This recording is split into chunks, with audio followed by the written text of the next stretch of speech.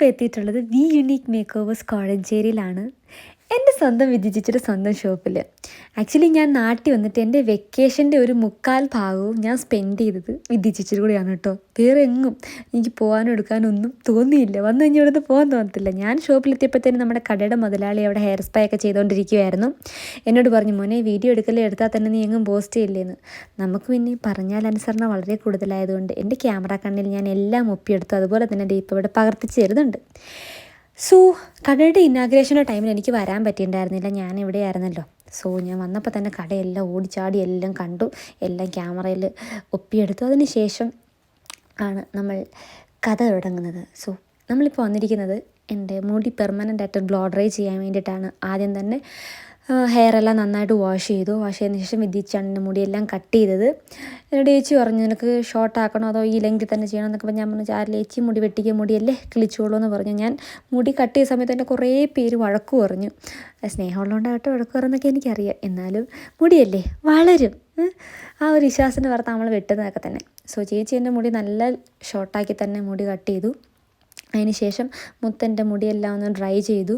എനിക്ക് അവിടെ നിന്ന് കിട്ടിയ ചേച്ചിയുടെ ഒരു കൊളീഗാണ്, അല്ലെങ്കിൽ ചേച്ചിയുടെ ഒരു സ്റ്റാഫാണ് മുത്ത് പേര് പോലെ തന്നെ മുത്താണ് കേട്ടോ. അതിന് ശേഷം അവരുടെ തലയിൽ ഹെയർ മാസ്ക് ഒക്കെ അപ്ലൈ ചെയ്തു. അതിൻ്റെ പിന്നെയും ഒന്ന് തല വാഷ് ചെയ്തു. സത്യം പറഞ്ഞുകൊണ്ടല്ലോ കുറേ നേരത്തെ ഒരു പ്രോസസ്സാണ് ഈ പറയുന്ന നമ്മൾ ഹെയർ ട്രീറ്റ്മെൻറ്റൊക്കെ. അതിനുശേഷം പിന്നീട് അവർ സ്മൂത്തനിങ് മാസ്ക് എൻ്റെ തലയിൽ അപ്ലൈ ചെയ്തു. പിന്നെയും ഞാൻ കുറേ നേരം ഇരിക്കേണ്ടി വന്നു. അതിനിടയ്ക്ക് ഞങ്ങൾ ഈ 2 വർഷത്തെ വിശേഷങ്ങളെല്ലാം 1, 2, 3, 4 ഒക്കെ പറഞ്ഞുകൊണ്ടിരുന്നു കേട്ടോ. അതുകൊണ്ട് സമയം പോയത് അറിഞ്ഞില്ല. അതിനിടയ്ക്ക് ഇത് കണ്ടില്ലേ, ഞാൻ കുറേ വീഡിയോ ഒക്കെ ഇങ്ങനെ എടുത്തു. സത്യം പറഞ്ഞ് ഈ വോയിസ് ഓവർ ചെയ്യാന്നുള്ളത് ഭയങ്കര പാടുള്ള കാര്യമാണ്. ഞാനിപ്പോൾ മനസ്സിലാക്കി വന്നുകൊണ്ടിരിക്കുകയാണ് കേട്ടോ. ചേച്ചി പിന്നെ എൻ്റെ തലമുടിയിൽ ഡ്രയർ വെച്ച് ഉണക്കി. അത് കഴിഞ്ഞിട്ട് പിന്നെ എന്തൊക്കെയോ ക്രീമൊക്കെ ഇട്ടു. അതിനിടയ്ക്ക് എനിക്ക് ദാഹിച്ചിട്ട് വയ്യായിരുന്നു. അപ്പോഴത്തേനും എനിക്ക് നീതു ചേച്ചി വെള്ളമൊക്കെ കൊണ്ടു തന്നു. ഞാൻ പൊതുവെ ഇങ്ങനെ ജ്യൂസും കാര്യങ്ങളൊന്നും വലിയ ഇഷ്ടമുള്ള ആളൊന്നും അല്ല, എനിക്ക് വെള്ളമാണെന്നൊന്നും ഇഷ്ടം. സോ പിന്നെയും ഞാനിങ്ങനെ തലയിൽ ക്രീമെല്ലാം പുരട്ടി വെയിറ്റ് ചെയ്യാണ് ഗൈസ്.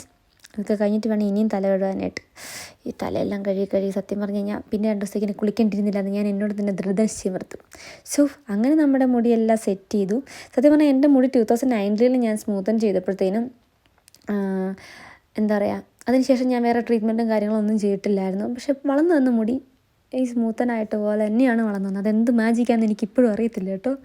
എനിവേ സോ ഫൈനലായിട്ട് സെറ്റ് ചെയ്ത് തന്നപ്പോൾ എനിക്ക് ഭയങ്കര ഇഷ്ടമായി. ബ്ലോ ഡ്രൈ ചെയ്ത് തന്നപ്പോൾ നമ്മുടെ അടിയിൽ മുടിയുടെ ആ ഒരു ടെക്സ്ചർ അങ്ങനെ തന്നെ നിലനിർത്തിയിട്ട് മുകളിലത്തെ പോർഷൻ നല്ല ഭംഗിയിൽ കിടന്നു. സോ ഇതാണ് ഞങ്ങളുടെ നാട്ടിലെ പുഷ്പലത ചേച്ചി. സോ അങ്ങനെ ഇതാണ് ഫൈനൽ ലുക്ക്. എനിക്ക് ഭയങ്കര ഇഷ്ടമായി, നിങ്ങൾക്കൊക്കെ ഇഷ്ടമായെന്ന് വിചാരിക്കുന്നു. ഇതിന് ശേഷമാണ് നമ്മൾ ഹെയർ കളറൊക്കെ ചെയ്തത് കേട്ടോ. Anyway thanks for watching. Bye take care.